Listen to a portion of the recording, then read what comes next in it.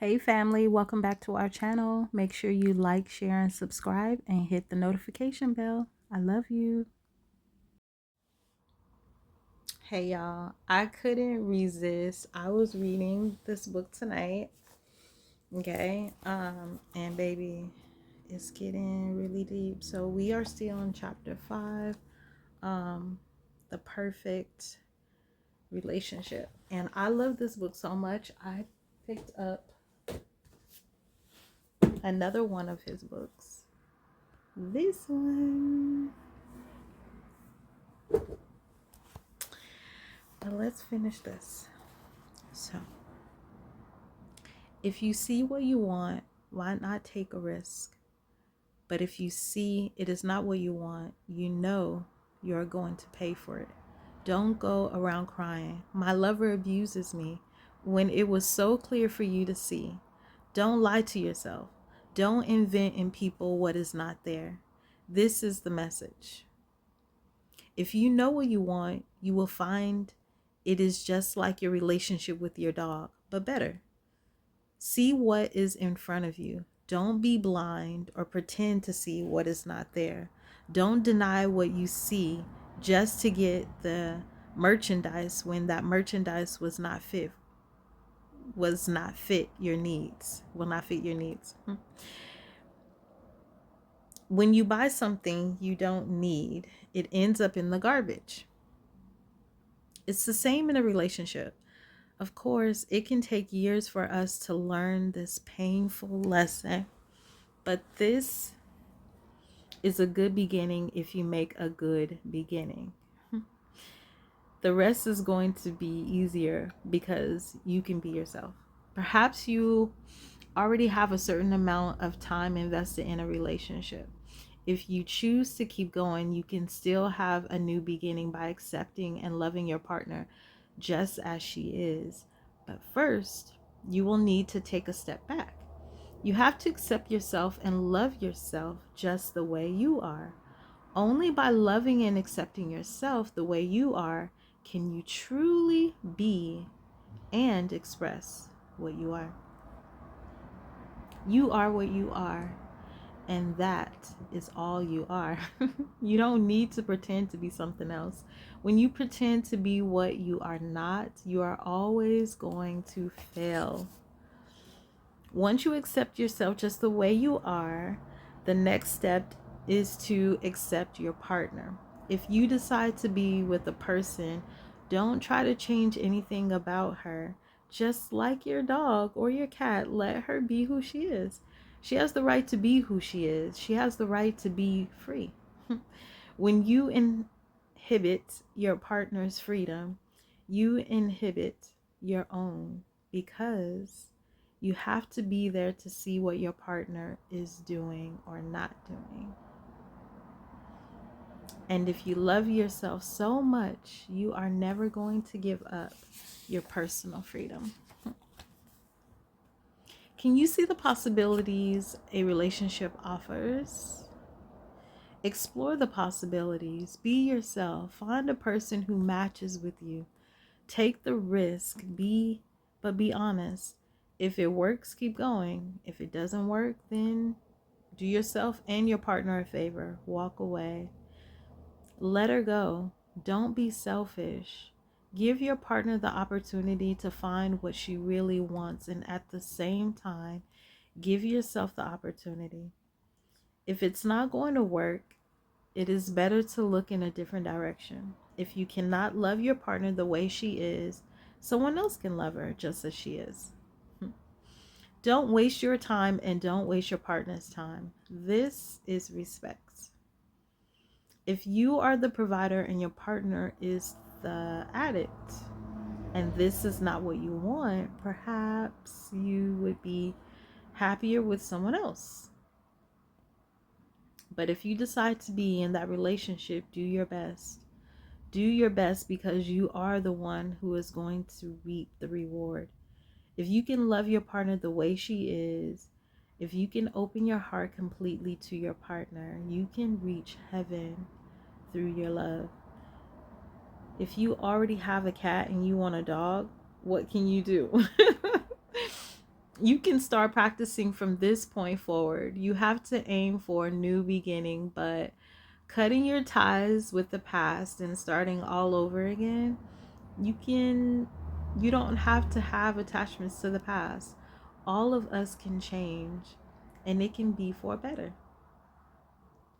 This is a new beginning for you to forgive whatever happened between you and your partner.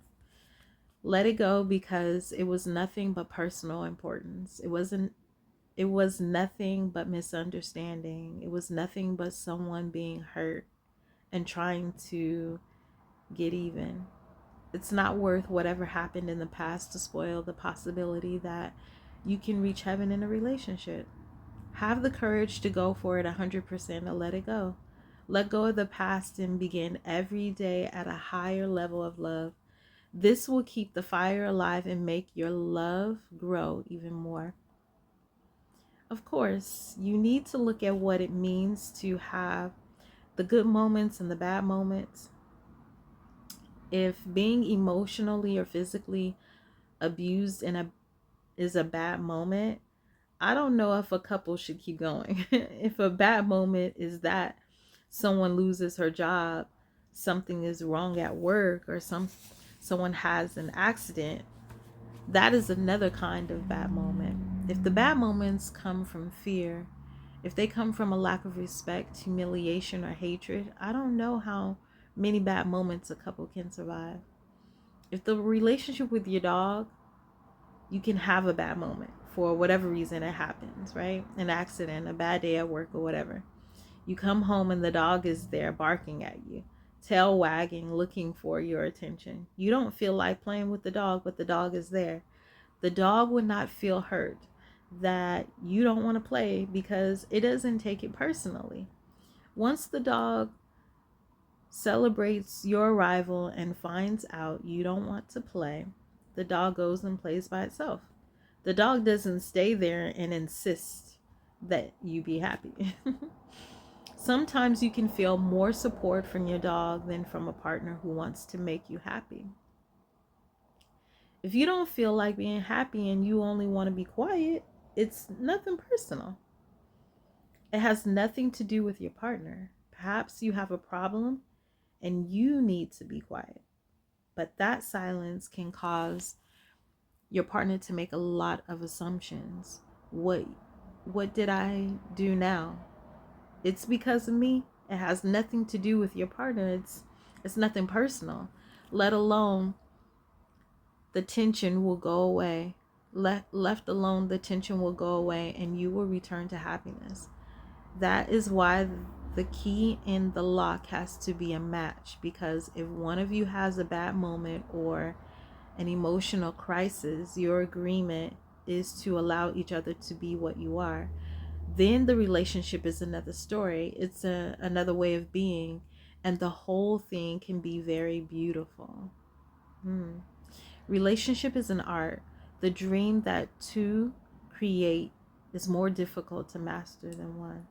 To keep the two of you happy, you have to keep your half perfect. You are responsible for your half, and your half has a certain amount of garbage. Your garbage is your garbage. The one who has to deal with that garbage is you, not your partner. If your partner tries to clean your garbage, she is going to end up with a broken nose. We have to learn not to put our nose where no one wants it. And it's the same with your partner's half. Your partner has a certain amount of garbage. Knowing, right? Knowing your partner has garbage, you allow her to deal with her own garbage. You are going to love her and accept her with all of her garbage. You are going to respect her garbage. You are not in the relationship to clean your partner's garbage. She is going to clean her own. Even if your partner asks for your help, you have to make the choice to say no. Saying no doesn't mean you don't love or accept your partner. It means you are not able or you don't want to play that game. For example, if your partner gets angry and you say, you have the right to be mad, but I don't have to be mad because you are mad. I didn't do anything to cause your anger. You don't have to accept your partner's anger at all. but you can allow her to be angry. There is no need to argue. Just allow her to be what she is. Allow her to heal without intervening. And you can also agree not to interfere with your own healing process. And that's beautiful. This is part 2.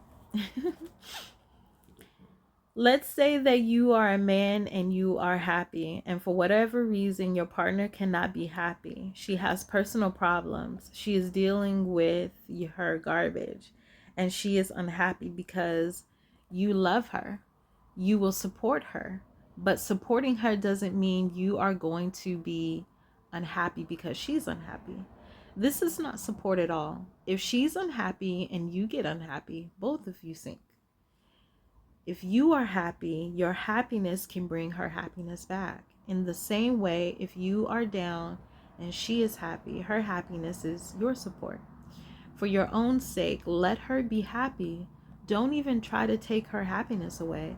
Whatever happens in your work doesn't come home and throw your poison at her.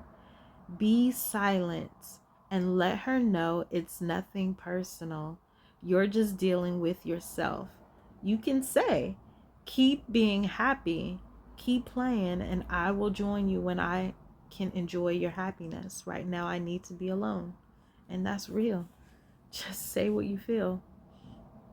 If you understand the concept of the wounded mind, you will understand the reason why romantic relationships are so difficult. The emotional body is sick. It has wounds, it has poison. If we are not aware that we are sick or that our partner is sick, we become selfish. The wounds hurt, and we have to protect our wounds, even from the one we love. But if we have the awareness, we can have different agreements. When we are aware that our partner has emotional wounds and we love our partner, we certainly don't want to touch her wounds. You don't want to push her to heal her wounds, and we don't want her to push us to heal our wounds. Take the risk and take the responsibility to make a new agreement with your partner. Not an agreement that you read in a book, but an agreement that works for you. If it doesn't work, change that agreement and create a new one. Use your imagination to explore new possibilities to create new agreements based on respect and love. Communication through respect and love is the whole key to keeping the love alive and never getting bored in your relationship. It's about finding your voice and stating your needs. It's about trusting yourself and trusting your partner. What you are going to share with your partner is not the garbage, but your love, your romance, your understanding. The goal is for the two of you to be happier and happier, and that calls for more and more love. You are the perfect man or woman, and your partner is the perfect human, just as the dog is the perfect dog.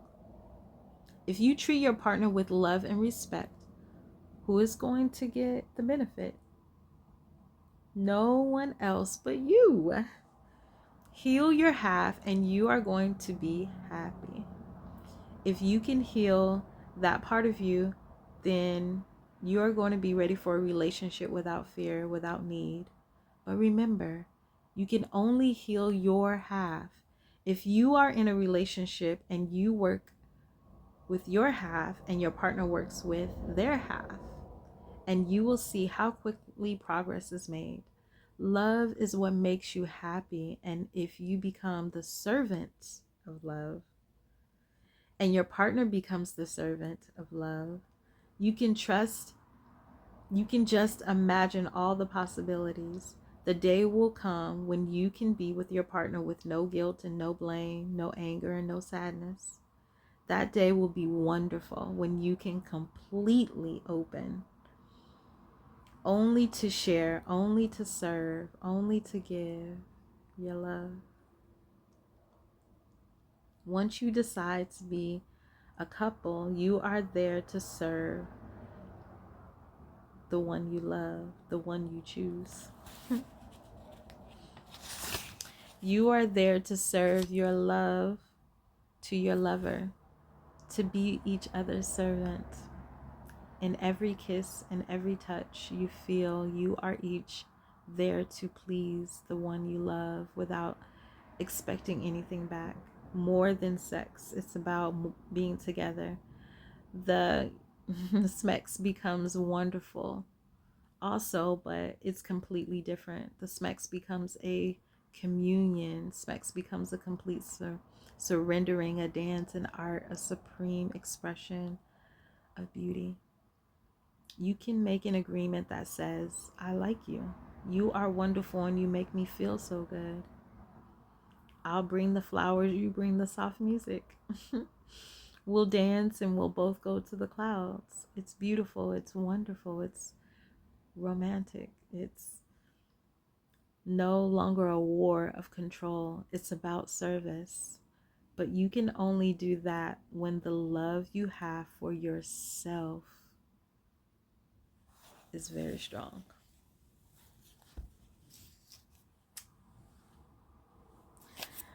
Listen, Mr. Don Miguel Ruiz, The Mastery of Love. Oh, we're getting there, guys. I can't wait to get into this book. Oh, I'm so excited.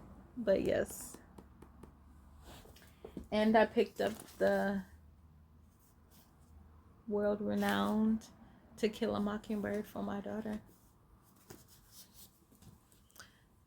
I hope you guys are liking the series of The Mastery of Love and me reading with y'all. I love y'all so much.